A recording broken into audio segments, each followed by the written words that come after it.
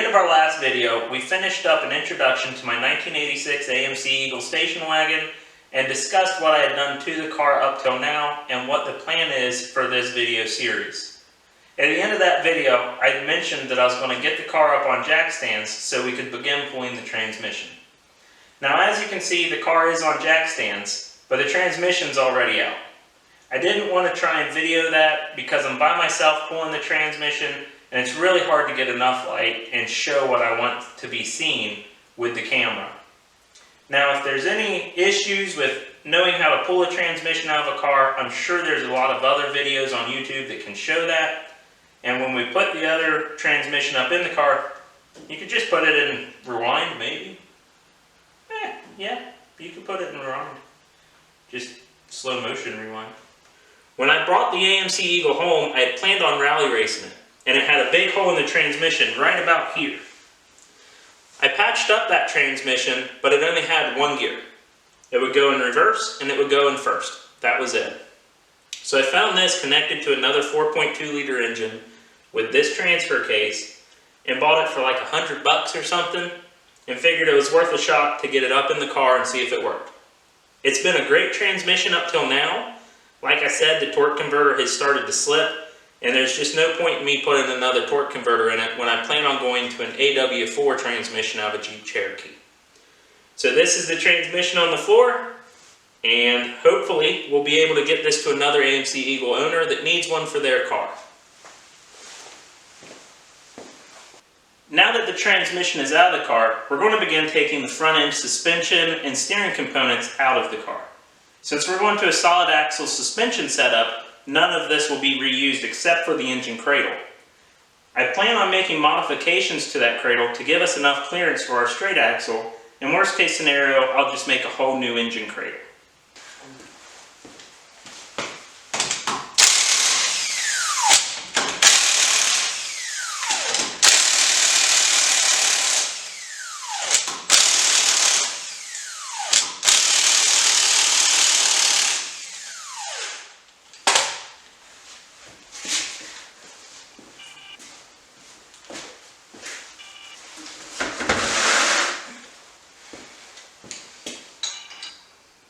There's no point in doing that. Hey, a box.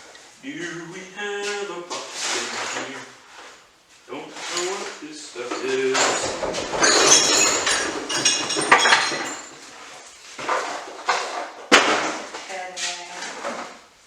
Now, since I'm hoping to reuse a lot of these parts and allow other AMC Eagle owners to fix the front end of their cars using the parts off of my car, I'm going to try to save all the boots, the ball joints, the tie rods, and prevent any damage from occurring to them. Now, it's very likely something will get a small rip in it, and luckily you can replace these boots. You can find them in a parts store, you can order them online. In order to save on these, I'm going to be using a ball joint / tie rod separator.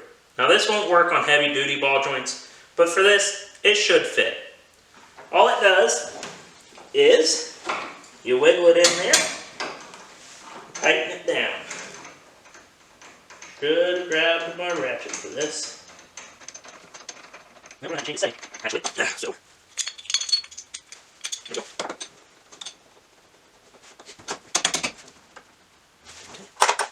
Oh, it doesn't.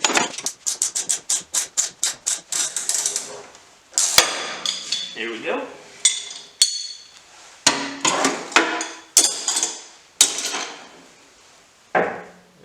Still good. So as you can see, it's a lot less violent than using a pickle fork and a hammer. It's honestly a lot easier in a lot of cases, and this is easily reusable. Didn't damage it at all.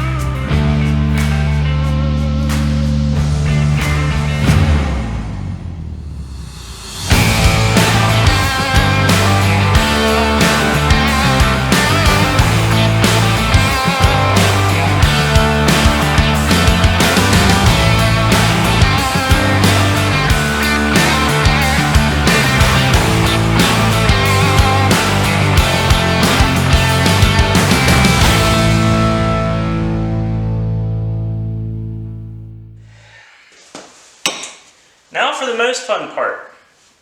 Getting V8 coil springs out of a car that was not meant for that heavy of a spring. You can't see, well, maybe I can bring it closer and see if we can see it on the camera here.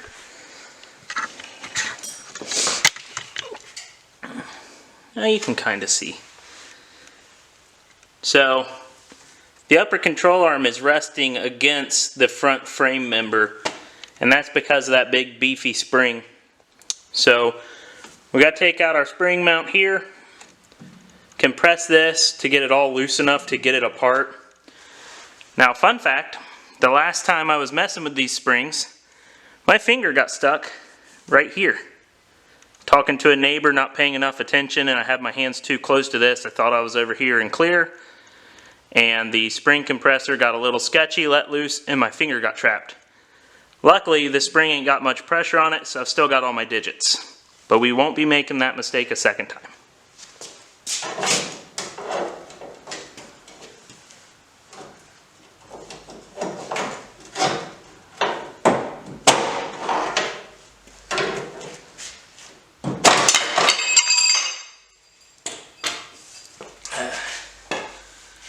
So like I said, I wouldn't do that again. There's no real way that I've found to get that in without it being sketchy. You can't get the spring compressed enough without driving it into the spring perch. Now granted, different spring compressor, probably be a lot better. So learn from my stupidity. Either don't do this or get a much better spring compressor than what I've got.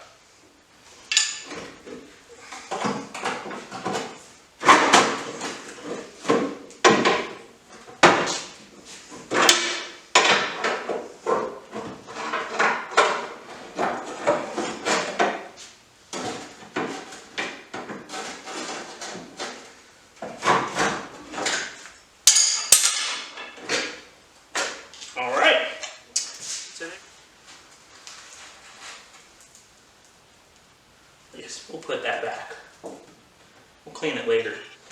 So as you can see, we've got quite the pile going so far, and that's just the transmission, transfer case, and suspension, brakes, rotors, bearings, CV axle, and drive shafts.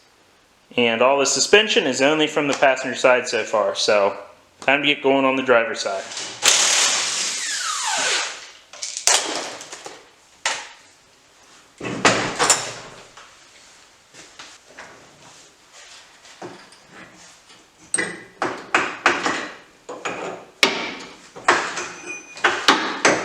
Yep, 7/8. Ow! Telling you, these little metal splinters, but my hands are so dirty I can't see it. We'll have to struggle, I guess.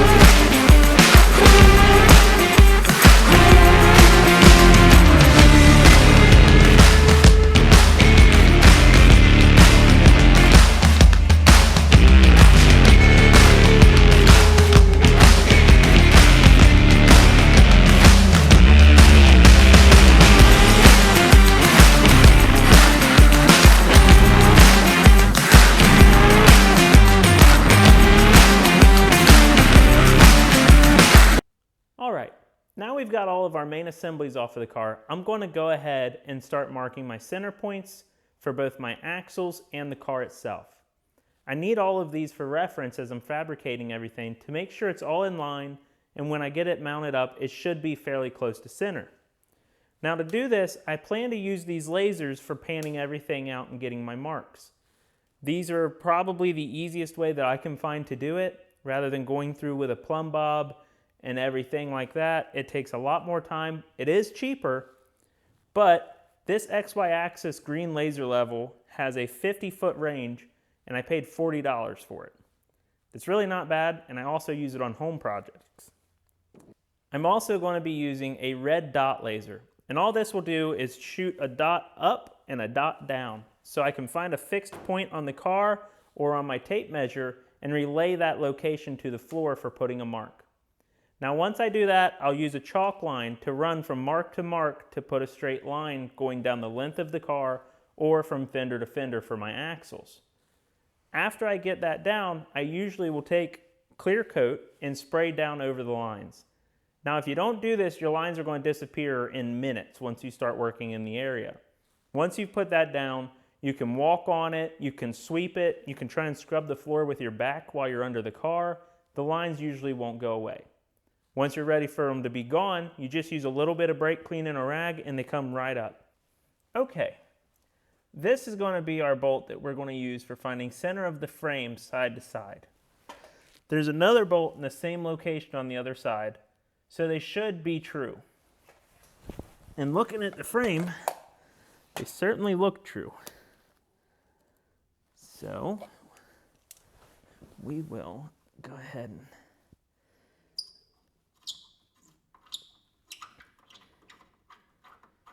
take that one out. And this one.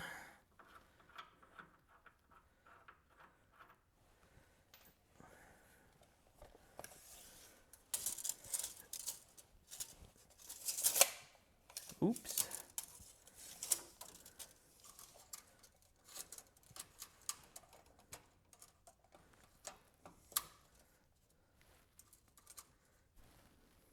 $30 1/2. And we need this guy. Come to about right there, I believe.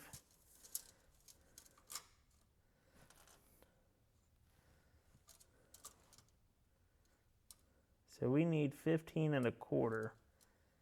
We are at 15 1/8.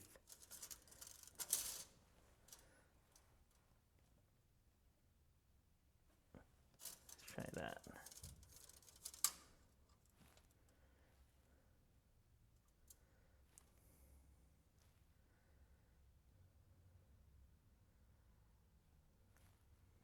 That looks like it is dead on 15 1/4. Double check it. I was always told all of my life, you measure twice, you cut once. In this case, you measure twice and you put a mark on your floor once.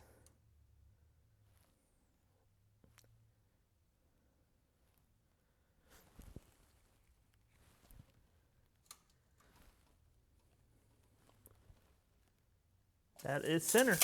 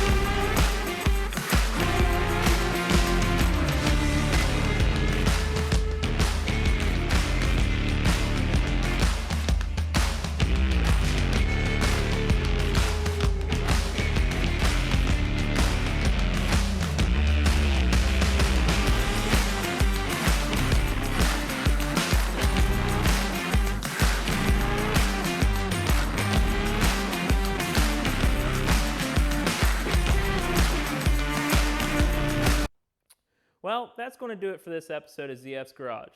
In the next episode, we're going to start looking at the modifications for the transmission crossmember and the engine crossmember. I also have a surprise that's going to be coming in the next episode, so make sure that you subscribe and hit the notification bell so you don't miss out on it. Thank you for tuning in to ZF's Garage, and I'll see you next time.